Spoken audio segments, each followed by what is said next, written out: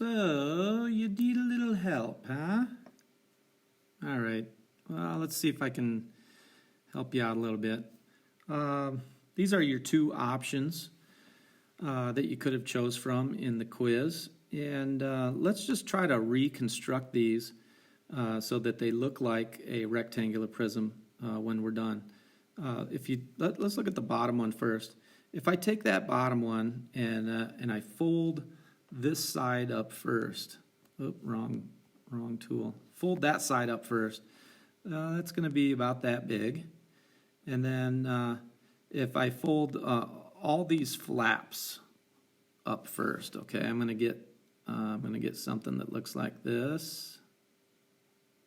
Okay, that's the bottom one, and then I'll have a flap over here and a flap on the back side. Okay, so it'll look like this. Let me back that up. It will look like this so far.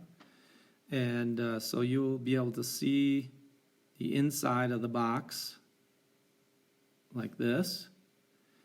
And then notice that this section right here is connected directly to the bottom of our box. So when I fold that up this way, I'm going to get a big piece right here.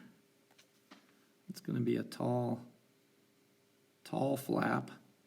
And then I've got this little section over here that will be folded up like this.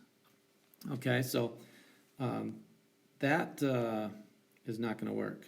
We're out of, I don't know. You see what you think, but that just doesn't. I don't think that's going to work. Let's look at the other one.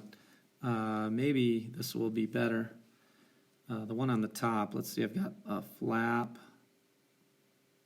here, and then I'll have just a regular size flap here, which is good, and then my flap over here, and then if I, that looks like a pizza box.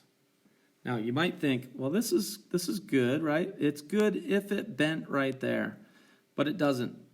So, check that out again. See if that makes any more sense. And I have a really good sense that you're going to pick the right answer this next time.